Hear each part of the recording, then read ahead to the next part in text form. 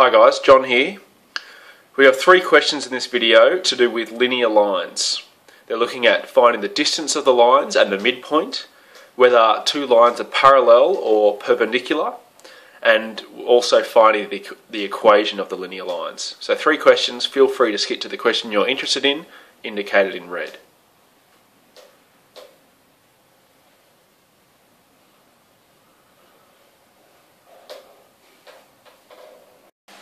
Question 17. Here we have 2 different questions. We want to find the distance between these 2 points and their midpoint.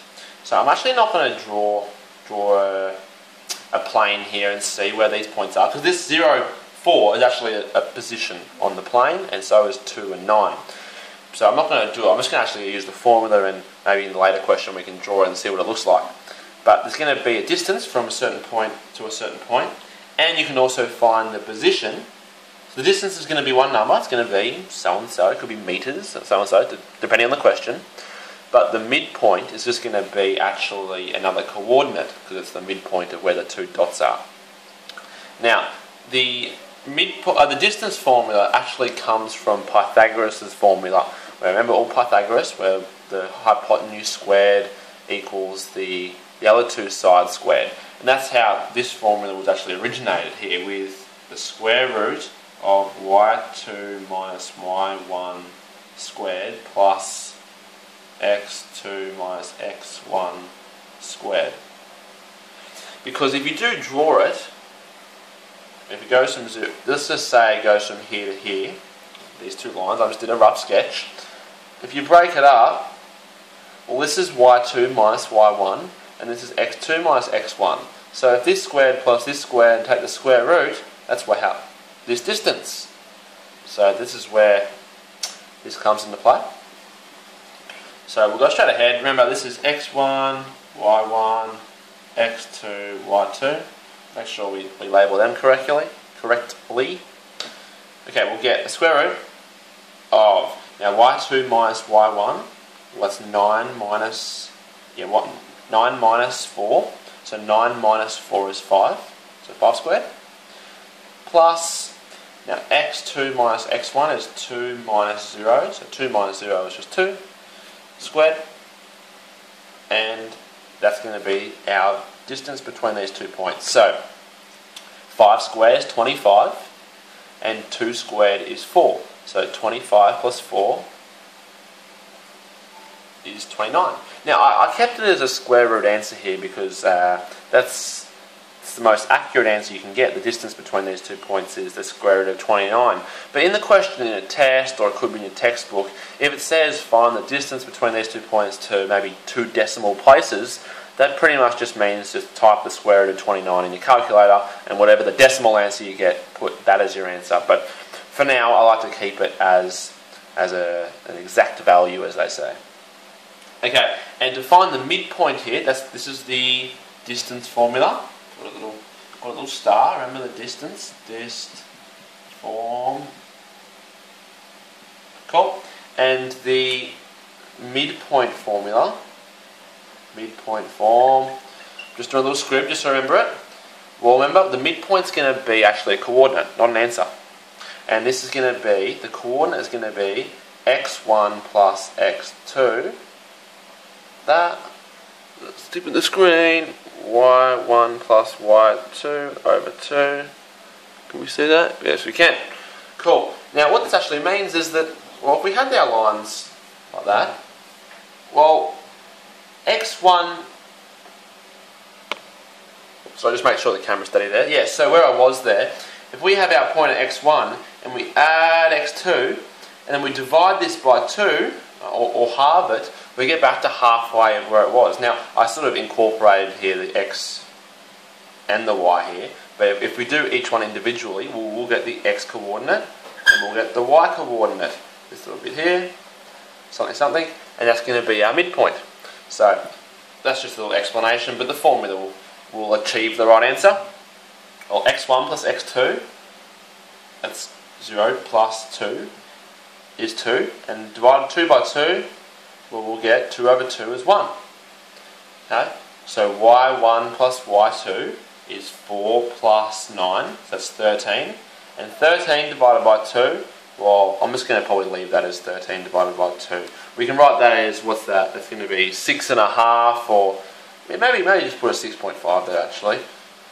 Just to make it look a bit easier, because, well, let's actually look at this answer. If it's 0 and 2, well, the middle of that will be 1. And 4 and 9, well, the middle of that will be 6.5. So that's why these answers look correct. Okay, we'll quickly go through the second question because of all this explanation here. Using the distance formula to find the distance between these 2 points, we can go the square root. Now, x1, y1, x2, y2.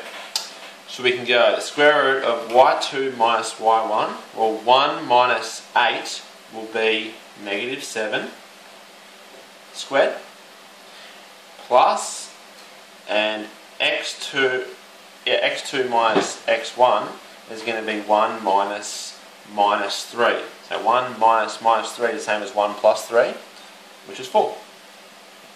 4 squared. Now, make sure we understand that this is minus 7 squared. So it's minus 7 times minus 7, which is going to be a positive number, positive 49. So this will be 49 plus, now 4 squared is 16, and this is going to be 65. And again, I want to keep it as an exact value in root form, because I think that's the way to go to make it more accurate. Put a little circle around it. Now, this one was the answer to the first one, so it was that. And to find our midpoint, well, we can go x1 plus x2, x1 plus x2. Well, it's going to be minus 3 plus 1 is minus 2, and minus 2 divided by 2 is 1, so 1. And y1 plus y2 is going to be 8 plus 1, so that's 9. And 9 divided by 2 is, you could say 9 over 2, or 4.5. And let's just check if that makes sense. Well, what's in between negative 3 and... Oh, sorry, we made a mistake here. This is negative 3 plus 1. So that'll be negative 2 divided by 2. Well, this should be a negative 1. You might have already seen that. So yeah, so in between negative 3 and 1 will be negative 1. And in between 8 and 1 will be 4.5. So that's how we got our distance between those 2 points and the midpoint. Question 18. Now, in this question, we're comparing 2 equations. This is question 1, question 2, question 3. We're comparing 2 equations in each question, and whether on the axes, when you draw them, they're going to be parallel, perpendicular, or neither. And just you should have probably seen these words by now, but just in case you haven't, parallel, probably the hardest word in maths to spell. Parallel means that if there's 2 lines that are parallel, if they keep going forever, they'll never meet. So this could be like train tracks or something like that. So they'll never actually cross each other. Perpendicular is if they are 90 degrees to each other. So you might have seen this with trigonometry, or I don't know, angles in your roof. Look up at your roof right now, and your wall, well, it should be, hopefully it is perpendicular to your roof. So that's a good example where they're 90 degrees to each other, unless you live in some hexagonal room. And neither, well, obviously that's neither parallel or perpendicular. So maybe something like this. But let's see. And we can actually tell with a really easy step. Now, like we've seen earlier with our gradient, m, which we know is rise over run, this actually, all this does is show us how steep the line is, or what kind of steepness it is. And the reason why I'm leading at this is that if 2 lines have the same gradient or have the same steepness, they must be parallel. Doesn't matter whereabouts their intercepts are. One could be, I don't know, up here, one could be up here. One's doing this, one's doing this. If it has the same gradient or the same steepness, they must be parallel. So that's the first little rule of thumb. And the second rule of thumb is that n, which is normal, the equation for the normal, which means perpendicular, is 1 on negative m. Now, you'll probably see more of this when you start drawing more lines, but if we have a gradient, if our other gradient fits this formula, which we'll do some practice on, they are perpendicular. Now, if they're neither of the gradient or the perpendicular, we can just say neither. So let's actually approach these questions now. Okay, we have y equals 3x minus 1 and y equals 3x plus 7. Well, this is our first scenario where the gradients are the same. So even though this is down at minus 1, this is up at 7, because the gradients are the same, they must be parallel. Cool. The second one, we have y equals minus 8x plus 4 and y equals 1 over 8x minus 2. Well, they're not the same, so we know it's not going to be parallel, but it might be perpendicular. So let's do a perpendicular check. Now, well, question 2, it might look like a perpendicular example which I briefly explained at the start, but I'll quickly go back and explain that. If I have some gradient of, let's say, 2, right, so I have a rise over run of 2, the line that's perpendicular to that, okay, so this is going this, the line that's perpendicular to that, the rule of thumb here that this gradient of this line here is going to be 1 over this number with a minus sign. So that's the rule of thumb, and it always stays the same. So if I have a gradient of, let's say, 10, which is like really steep, the line that comes off that, which is perpendicular, will be 1 on 10 negative. So minus 1 on 10. So that's just sort of a little rule of thumb to remember. That's probably the only one to remember, really, with perpendicular lines. So let's have a look here. First one, we have negative 8, and this one is 1 on 8. So if I use that rule again, or negative 8, the line that's perpendicular to a gradient of negative 8 will be 1 on negative 8 minus sign. And all the two minus signs can cancel out, so it will be 1 on 8. Does it fit in there? It sure does. And this one is 1 on 8. So we know, using our little rule of thumb, which you do get better on with a little bit of practice to recognise them straight away, is perpendicular. So remember, perpendicular means if this is going to be minus 8, it'll be something like this. This one here will be perpendicular. Cool. And the last one, we have minus 4x minus 2, and we'll just x minus 7.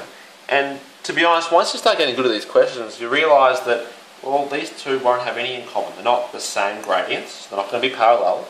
And if this is negative 4, well, this one will have to be 1 on 4 to be perpendicular. And because it's not that, we can safely say that this is neither parallel or perpendicular. Question 19. So this is a bit of a worded question. We want to find an equation that, and it fits these criteria. So the first one is parallel to another line, which is y equals x plus 3, and passes through a certain point, which is 1 and 5. So the first thing I take out of this is that if the line we're after, well, first, y equals mx plus c is our starting point, and if it's parallel to this, it must have the same gradient. So we know straight away that our m is going to be the same as this m, which is 1.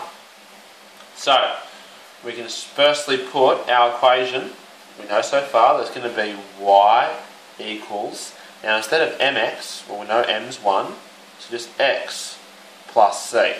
But we don't know what c is yet. And remember, c is the y-intercept. And they haven't given us enough information to find the y-intercept. So the way I'm going to do this is that, okay, well, this is an equation of a line. That means that this line is going to be some sort of line, and it's going to go across certain points. Well, it goes across this point. So it means that we can substitute this little x and this little y into our formula. And let's see what we do once we do that. Well, if we substitute in 5 for y, we'll go 5 equals, and 1 for x, and we still don't know c, well, we can find our c now, because c is the only only pronumeral f. And this is actually quite a common few steps to solve these sort of worded questions. So we can get C, or we can take the 1 over, or minus 1 minus 1, we get 4 equals C. And now that we know n and we know C, we can go y equals, well, it's going to be x plus 4. And there is our equation for that line. So I think we might have to use a similar thing here. Okay, this time it's perpendicular to y equals 2x plus 3. Now remember from question 18, if this is the gradient of a line, and we want to find a line that's perpendicular, our gradient of our line is going to be 1 over this number with a minus sign. So we know our gradient. Cool. And we can put it into what we have so far. We have y equals, now we have minus a half x plus c. We still don't know this plus c. Let's fit in the bottom. Yep. Now we can substitute in this 2 and 5 into this formula to try and find what c is. So we'll go 5 equals minus a half times x, which is 2, plus c. I'm sorry for going sideways here, but we'll run out of room. Now minus a half times 2, well, what's a half times 2? A half times 2 is 1, so it's going to be minus 1. So we're going to get 5 equals minus 1 plus c. We can add 1, so we can get c equals 6. And with that, we know our final answer to the equation of this line that satisfies all of these rules is y equals minus a half x, which is a gradient, plus 6. And there we have it.